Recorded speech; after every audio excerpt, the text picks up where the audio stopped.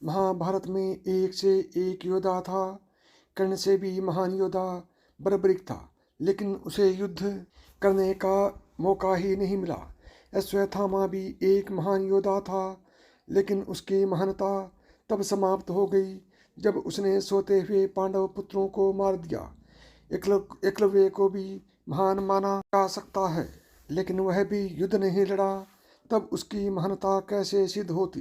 द्रोण, भीष्म और श्री कृष्ण को हम इसमें शामिल नहीं कर सकते हैं, क्योंकि वे तो देवता थे। दरअसल कर्ण ही एक ऐसे सर्वश्रेष्ठ योद्धा थे जिन्होंने विपरीत परिस्थिति के बावजूद खुद को एक श्रेष्ठ योद्धा के रूप में स्थापित किया था, और वह भी धर्मसम्मत रूप से। आओ जानते हैं कर्ण के बारे में वे तथ्य जिनके कारण उन्हें महान योद्धा माना जा सकता है। नंबर 1, अर्जुन का साथ देने के लिए जगत के स्वामी थे, लेकिन कर्ण का साथ देने के लिए दुर्योधन ही था। अर्जुन पूर्णतः श्री कृष्ण पर आश्रित थे, जबकि इधर दुर्योधन खुद कर्ण पर आश्रित था। कर्ण को द्रोण ने वह संपूर्ण शिक्षा नहीं दी जो उन्होंने पांडवों या कौरवों को दी थी। फिर भी कर्ण ने परशुराम से बची हुई शिक्षा छल से हासिल कर ली थी। यदि कर्ण अर्जुन के बराबर योग्य नहीं होता तो भगवान परशुराम कर्ण को शिक्षा देने के लिए तैयार नहीं होते। नंबर 3, कर्ण एक सच्चा मित्र होने के साथ साथ दानवीर भी था। स्वयं भगवान श्री कृष्ण इस बात की पुष्टि करते हैं कि कर्ण से बड़ा दानी कोई नहीं। कर्ण जब यह जान गया कि मेरी माता कौन है और मेरे भाई कौन हैं, तब भी उसने मित्रता का धर्म निभाया। नंबर 4, श्री कृष्ण की योजना के तहत कर्ण के कवच और कुंडल को छलपूर्वक अर्जुन के पिता इंद्र द्वारा हथियार लेने के बावजूद कर्ण ने युद्ध को एक योद्धा की तरह लड़ा। नंबर 5, कर्ण ने जरासंध को अकेले हराया था। वह भीम ने श्री कृष्ण की मदद से जरासंध को छल के द्वारा मारा था। नंबर 6, कर्ण के पास भगवान परशुराम द्वारा दिया गया शिव का विजय धनुष था। यह धनुष जिस भी योद्धा के हाथ में होता था, उस योद्धा के चारों तरफ एक ऐसा अभेद घेरा बना देता था जिसे भगवान शिव का पशुपतास्त्र भी भेद नहीं सकता था। कर्ण को महाभारत में तब तक नहीं मारा जा सकता था जब तक कि वह उसके हाथ में वह धनुष था। नंबर 7, कर्ण ने कुंती को वचन दिया था कि वो उनके 4 पुत्रों की जान नहीं लेगा, लेकिन वह सिर्फ अर्जुन से ही युद्ध करेगा। युद्ध के दौरान ऐसे कई मौके आए भी जब कर्ण का सामना भीम, युधिष्ठिर, नकुल और सहदेव के साथ हुआ।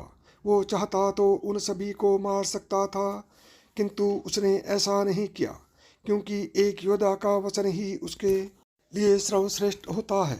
नंबर 8, जिस द्रुपद को 105 भाई मिलकर जीत नहीं पाए, उसे कर्ण ने दिग्विजय के दौरान अकेले ही हराया था। प्राज्ञ ज्योतिष का राजा भगदत्त, जिसे राजसूय यज्ञ के दौरान अर्जुन नहीं हरा पाए थे, उसे भी कर्ण ने हराया था। नंबर 9, अश्वसेन बाण का संधान दोबारा न करना, यह भी श्रेष्ठता का प्रमाण है। अश्वसेन एक नाग था जो कर्ण के धनुष पर चढ़ गया था और उसने कहा था कि तुम मेरा संधान करो तो मैं वहां पहुंचकर अर्जुन को डसकर अपना बदला पूरा करूंगा। क्योंकि अर्जुन ने खांडव वनदाह के समय मेरी माता को मारा था, लेकिन कर्ण ने अश्वसेन को इनकार कर दिया था। नंबर 10, जब श्री कृष्ण ने कर्ण को यह बताया कि तुम पांडवों के सबसे बड़े भाई हो, तो कर्ण ने कहा कि हे कृष्ण, मेरी मृत्यु तक पांडवों को यह मत बताना कि मैं उनका बड़ा भाई हूँ, अन्यथा उनकी लड़ाई मेरे प्रति कमजोर पड़ जाएगी। कर्ण की यह बात सिद्ध करती है कि वह पांडवों के प्रति किसी भी षड्यंत्र में शामिल नहीं था, फिर भी युद्ध के सामने योद्धाओं की तरह लड़ा। नंबर 11, महाभारत के एक प्रसंगानुसार जब कर्ण के बाणों के प्रहार से अर्जुन का रथ कुछ इंच पीछे चला जाता है और कृष्ण उनकी प्रशंसा करते हैं, तब अर्जुन कहता है कि मेरे बाणों से कर्ण का रथ कई गज पीछे चला गया, तब आपने मेरी प्रशंसा नहीं की। अर्जुन की इस बात पर भगवान श्री कृष्ण कहते हैं कि कर्ण के रथ पर कर्ण और महाराज सल्ले बैठे हैं, पर तुम्हारे रथ पर यानी मैं, भगवान नारायण और महावीर हनुमान बैठे हैं। तब भी कर्ण ने तुम्हारा रथ पीछे धकेल दिया। सोचो, यदि महावीर हनुमान नहीं होते तो क्या होता। साथियों, भगवान श्री कृष्ण के लिए मिथांस की कहानियाँ यूट्यूब चैनल को जरूर सब्सक्राइब करें। जय श्री कृष्ण।